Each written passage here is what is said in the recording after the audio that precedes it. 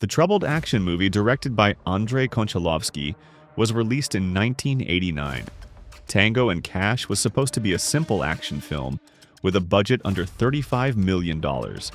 Instead, it burned through $55 million and became one of the 10 most expensive movies ever made at the time. Even Indiana Jones and the Last Crusade cost almost $10 million less. And Back to the Future Part 3, which hit theaters half a year later, looked like a cheap toy next to it with its $40 million budget.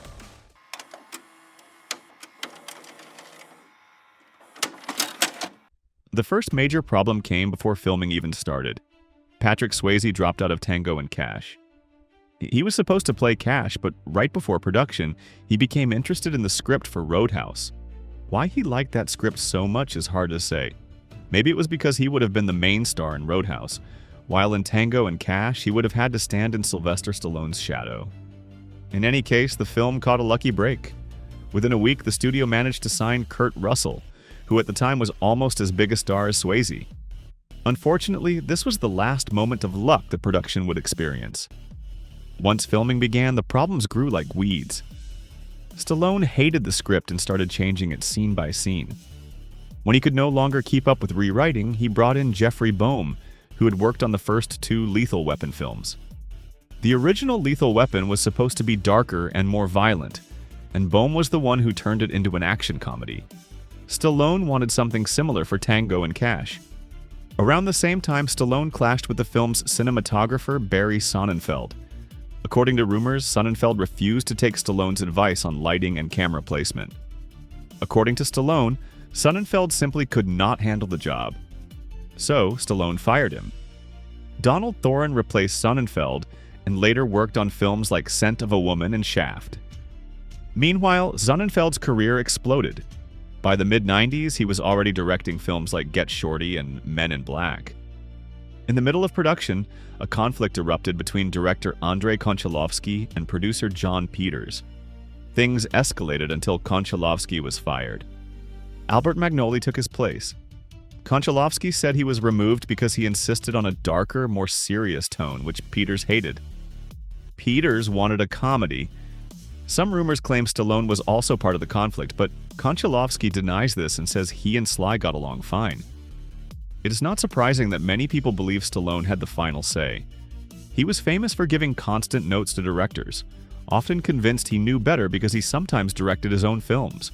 The only actor who rivaled Stallone in this habit was Kevin Costner, another big fan of giving creative advice to everyone. The situation is strange for another reason. Warner Bros. Hired Konchalovsky after his work on Runaway Train, a film that did not earn huge money but received critical acclaim and several Oscar nominations. Runaway Train was absolutely not a comedy. Konchalovsky clearly signed on to make a different kind of movie. Tango Cash was not originally a comedy. It was supposed to be a tough, gritty action story about two cops thrown into prison.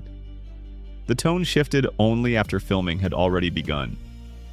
Stallone saw the success of comedic action films like Die Hard and Lethal Weapon, and decided he wanted the movie to be more like them. It is impossible to say what would have happened if Konchalovsky had stayed and delivered the movie he wanted. After he was fired, 3 more people directed parts of Tango Cash. While the studio looked for a replacement, producer Peter McDonald stepped in and filmed several scenes. He had directed films like Rambo 3 and Legionnaire. Stallone also directed scenes featuring his character, while McDonald handled others. They probably would have finished the movie themselves, but the Directors Guild forbids actors and producers from taking over directing duties during production. So, the studio hired Albert Magnoli, mostly as a legal formality. Rumor has it he worked mainly as a second-unit director, shooting sunrise footage and traffic shots used to fill gaps between main scenes. None of this helped the film. The chaotic environment caused multiple on-set accidents. By pure luck, nobody was seriously injured. In one scene involving a prototype armored truck, the back of the vehicle caught fire far more intensely than planned. Kurt Russell and Stallone were dangerously close to the flames. Russell escaped unharmed, but Stallone singed a large portion of his hair. All these issues pushed production back by an extra month. The constant script changes forced the crew to reshoot the entire finale. Original drafts had a smaller, less chaotic ending without car chases and machine guns. When filming wrapped and the studio finally saw the footage, the executives were horrified. Warner Brothers immediately removed Stallone and everyone else from the editing room. They brought in Stuart Baird to save the film.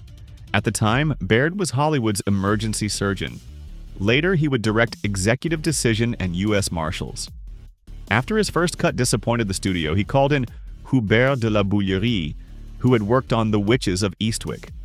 Together, they managed to produce a version that the studio accepted. Supposedly, this happened only 1 week before the theatrical release. With its massive $55 million budget, Tango and Cash earned only $64 million in theaters.